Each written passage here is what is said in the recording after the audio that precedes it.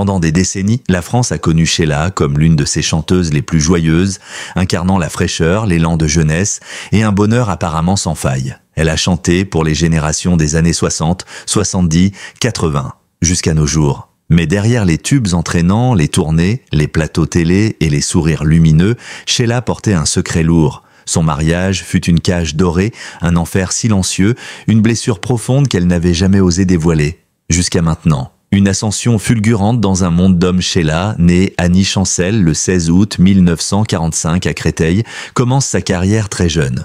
En 1962, elle sort son premier disque, L'école est finie, qui devient un immense succès. À peine âgée de 17 ans, elle devient la coqueluche des adolescents, propulsée par un producteur ambitieux et dominateur, Claude Carrère. Carrère voit en elle un potentiel commercial énorme. Il façonne son image. Une jeune fille sage, joyeuse, souriante, tout est orchestré. Ses tenues, ses coiffures, ses déclarations à la presse, ses chansons. Sheila ne décide de rien. Elle devient un produit, un mythe. Pendant des années, je n'ai pas été libre, confiera-t-elle plus tard. Ma vie ne m'appartenait plus. Dans les coulisses, cette réussite est vécue comme une prison.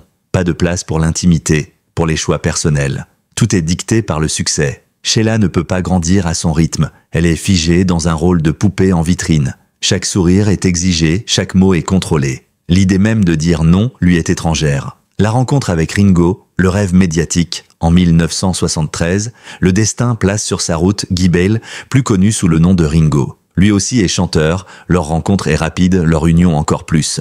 Très vite, le couple devient une affaire médiatique. Le mariage est célébré sous les projecteurs, la presse people s'enflamme. Ils chantent ensemble, deviennent l'un des couples les plus emblématiques de la scène musicale française.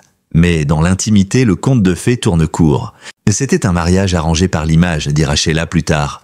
On voulait nous voir heureux, amoureux, en parfaite harmonie, mais la réalité était tout autre. Les tensions apparaissent rapidement. Ringo est impulsif, jaloux, possessif. La réussite de Sheila lui pèse. Il vit mal le fait d'être le mari d'eux. Il cherche à s'imposer, à dominer, la communication est difficile, les disputes sont fréquentes, et Sheila, formatée à se taire, à sourire, à obéir, encaisse. La violence invisible, manipulation, humiliation, isolement. Sheila n'a jamais parlé de violence physique. Mais elle parle aujourd'hui de violence morale, psychologique, quotidienne. Il m'humiliait sans cesse. Il me rabaissait, me dévalorisait. Il ne supportait pas que je réussisse mieux que lui. Il me faisait sentir que je ne valais rien. Cette violence est insidieuse. Elle se glisse dans les remarques, les silences, les regards. Ringo contrôle les moindres aspects de leur vie. Les finances, les décisions artistiques, les amis à fréquenter. Il l'isole, la coupe de ses proches. Même leur fils, Ludovic, devient parfois un outil dans cette dynamique toxique. Sheila raconte aussi les humiliations en public, des crises en coulisses, des scènes devant des collaborateurs, une jalousie maladive, une possessivité destructrice. Mais elle ne dit rien, elle se tait. Parce que la France les adore, parce qu'elle ne veut pas briser l'image, parce qu'elle a été élevée dans le silence et la peur du scandale. La naissance de Ludovic, lumière et fardeau, en 1975, naît Ludovic, leur fils unique. Pour Sheila, c'est une bénédiction, une respiration dans cet enfer domestique. Elle s'accroche à lui comme à une bouée. Il était ma raison de tenir. Pour lui, je devais rester debout. Mais Ludovic devient aussi, malgré lui, un objet de conflit. Ringo se montre instable, parfois absent, parfois envahissant. Il utilise l'enfant pour exercer un contrôle supplémentaire sur Sheila. Elle vit dans une tension constante, entre maternité et manipulation conjugale. Et toujours, elle chante, elle tourne, elle fait des galas, sur scène, elle incarne la joie. À la maison, elle pleure, en silence. La rupture, inévitable. En 1979, après 6 années de vie commune, Sheila décide de quitter Ringo. Une décision douloureuse, un acte de courage.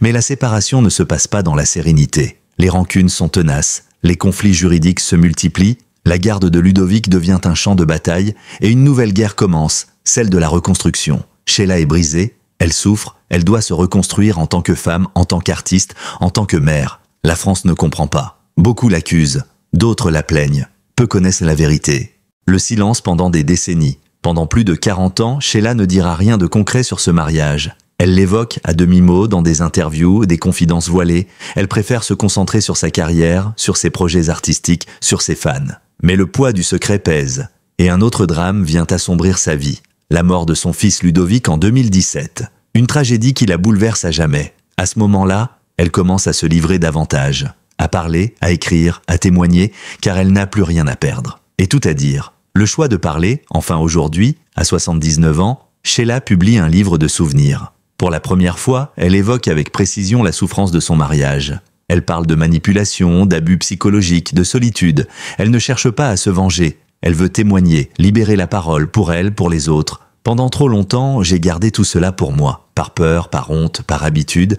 Mais aujourd'hui, je veux que la vérité soit dite. Pas pour accuser, mais pour guérir. Elle parle aussi des mécanismes de l'emprise, de la difficulté à s'en sortir, de la pression sociale qui pousse tant de femmes à se taire. Son témoignage est bouleversant et salutaire. Une femme seule face à elle-même. La séparation d'avec Ringo fut une libération, mais aussi un saut dans l'inconnu. Sheila se retrouve seule, à 34 ans, avec un fils à élever et une réputation à préserver. Elle souffre de troubles anxieux, d'insomnie et d'un sentiment d'abandon profond. Son entourage artistique s'effrite. Beaucoup étaient attachés au couple Sheila et Ringo, comme à une marque commerciale. Seule, elle perd des appuis. Certains médias la tournent en ridicule, d'autres l'infantilisent. Elle doit réapprendre à dire « je », à exister sans masque.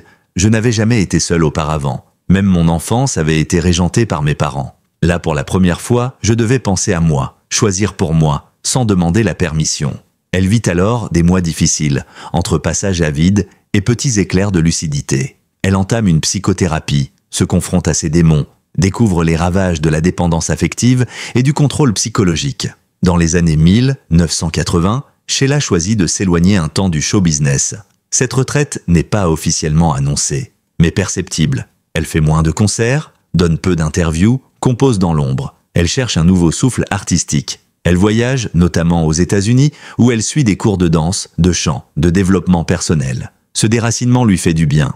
À Los Angeles, personne ne connaît Sheila la star. Elle devient juste Annie, une femme en quête d'elle-même. Là-bas, j'ai pu respirer. Personne ne me regardait comme un symbole. J'ai pu redevenir humaine. Elle s'initie au yoga, à la méditation, prend goût au silence, entame un travail d'écriture intime sous forme de journaux personnels. Ce matériau nourrira plus tard ses livres et ses interviews les plus sincères. C'est dans ce contexte de reconstruction personnelle qu'elle entame un tournant artistique. En 1981, elle sort l'album Little Darling, produit à Nashville dans un style pop-country très éloigné du yéyé. C'est un pari risqué, mal compris par le public français à l'époque.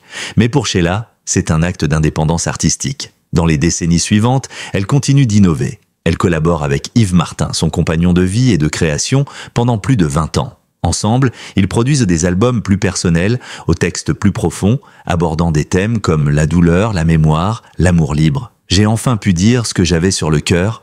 Même si cela n'a pas toujours été commercialement rentable, c'était vital pour moi. Des titres comme Pilote sur les ondes, Danse ou L'amour pour seule prière témoignent de cette Sheila plus mûre, plus introspective. Mais c'est un autre drame, bien plus terrible, qui viendra bouleverser Sheila dans sa reconstruction. La mort de son fils, Ludovic Chancel, en juillet 2017. Ludovic, fruit de l'union avec Ringo, avait lui-même souffert d'une enfance instable. Entre tensions parentales, exposition médiatique et quête d'amour maternel, il avait développé des fragilités profondes. Son décès par overdose, à 42 ans, fut un choc public et un séisme intime pour Sheila. Je ne m'en remettrai jamais. On ne guérit pas de perdre son enfant. Elle s'enferme alors dans le silence, refuse d'apparaître en public pendant plusieurs mois, parle d'un trou noir, d'un gouffre. Les proches témoignent de son effondrement. Sa voix devient plus rare, plus tremblante. Et pourtant, peu à peu, elle revient, par devoir, par amour, parce que Ludovic voulait qu'elle continue à chanter. Dans les années 2000 à 2020, Sheila revient en force sur scène. Tournées, albums, émissions hommages, son public est fidèle, multigénérationnel. Elle devient une icône intergénérationnelle. Les jeunes la redécouvrent, les anciens l'applaudissent encore.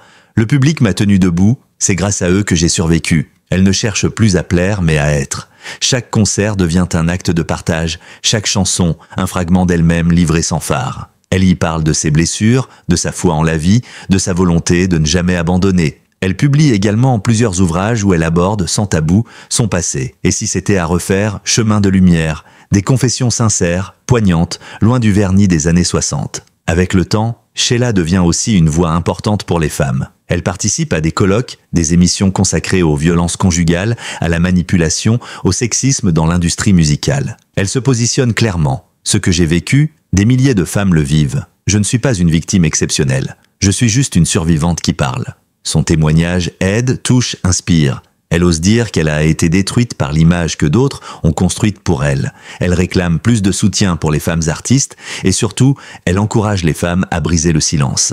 À 79 ans, Sheila n'est plus une idole de carton. Elle est une femme qui a traversé des tempêtes, des deuils, des trahisons et qui est encore là, plus libre, plus lucide, plus vivante. Elle vit entre Paris et la campagne, entourée de quelques proches fidèles.